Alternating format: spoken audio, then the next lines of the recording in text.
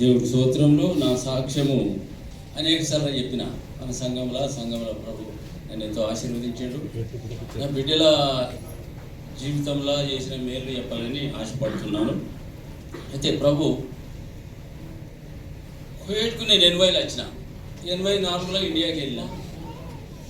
ఇల్లు కడదామని ప్రవేశం చేసినప్పుడు మా ఊళ్ళో అన్నారు, మా గల్లూరులో పెద్ద తాలూకా మైదానం బ్రాహ్మణులను చూడాలా, ఇప్పుడు నువ్వు వచ్చినది మంచి సమయం కాదు, ఇది వాతావరణము ఇప్పుడు ఇల్లు కట్టి పెళ్లి చేసే సమయాలు కావు పన్న.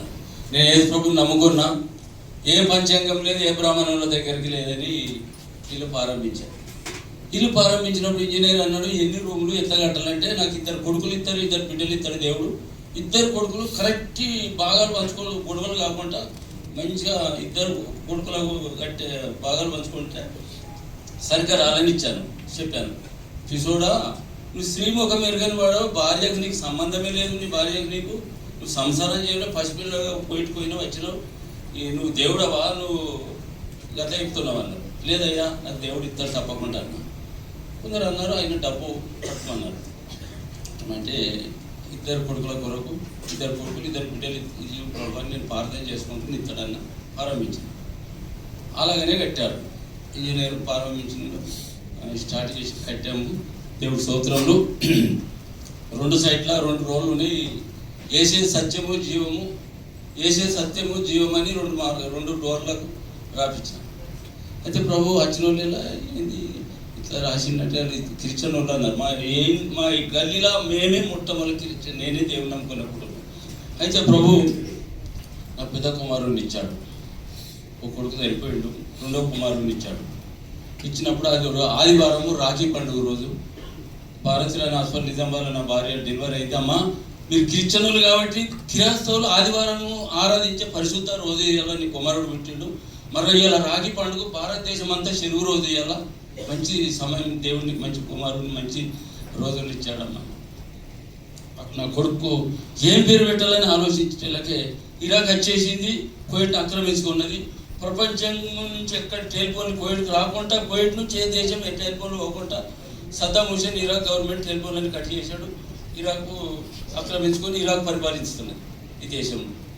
అప్పుడు మన పిల్లి శిబన్ పాస్టర్ సుధీర్ పాస్టర్ కొందరు వచ్చి ప్రార్థన పోతున్నారు. అయ్యగారు నా భార్య డెలివరీ అవుతుంది ఈ వారంలో, ప్రార్థన చేయదు పాస్టర్ అయ్యగారు అన్న.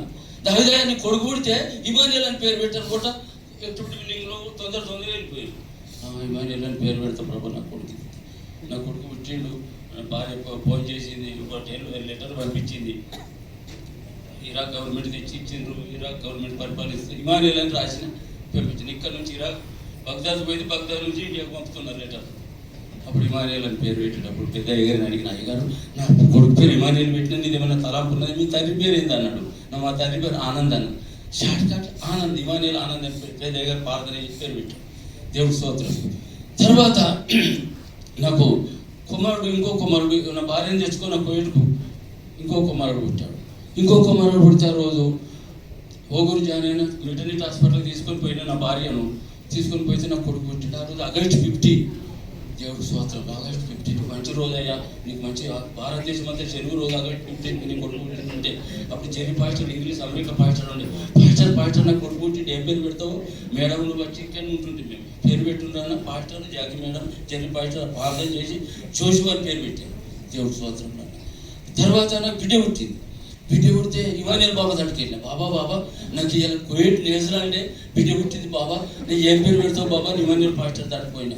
దావిది నాకు 3 days టైం ఇవ్వు, నేను బైబుల్లో ఏ పేరు మంచిదో అన్ని పేర్లు మంచిది, నేను దేవుడు ఏ పేరే ఇస్తాడో ఆ పేరు నీకు చెప్తాను. 3 రోజుల తర్వాత లీడీ అని పెట్టుమన్నాడు ఇమానియల్ బాబా. లీడీ అని పెట్టిన. దేవుడు స్తోత్రం. తర్వాత నాకు ఇంకొక బిడ్డ పుడితే ప్రభా ఈసారి నాకు దేవుడు నువ్వు మాట్లాడు ప్రభా, నా బిడ్డ పేరు ఏం పెట్టవాలని ముఖాల మీద ఉండి ప్రార్థన చేస్తే ప్రభు దర్శనంలో యాకోబు రేషల్ ఎంతో ప్రేమించాడు. యాకోబు ఆయన చిన్న భార్య రాయల్, తెలుగులో ఇంగ్లీష్లో రేషల్ అని పేరు అని శబ్దం వచ్చింది. ప్రభా నాకు రేషల్ అని పేరు పెడతాను ప్రార్థన చేసి సిఎస్ఐ ఫాదర్ మలయాళం ఫాదర్ ఉండే కూర్చుతారు ఫాదర్ నాకు దేవుడు దర్శనం ఇచ్చిండు, రేషల్ అని పేరు పెడతా ఫాదర్ నీదేనా తలంపు ఉన్నది అయ్యగారు అన్న. రేషల్ మేరీ అని పెట్టి దేవుడు అన్నాడు. రేషన్ మేర్ అని పెట్టిన. తర్వాత నేను పుట్టిన దసరా నాడు పుట్టిన. దసరా నాడు పుడితే మా సిఎస్ఐ చిరతల ఫాదర్ దగ్గరికి ఎత్తుకొని పోయారు.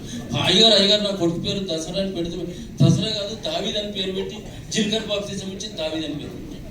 ఇవన్నీ ప్రభు నాకు చదురాని పామర్నైన నన్ను ఇవన్నీ నాకు గుర్తించాడు. దసరా, రాగి పండుగ, ఆగస్ట్ 50, నేషనల్ డే. నా చిన్న బిడ్డ కోత పండుగ నాడు పుట్టింది.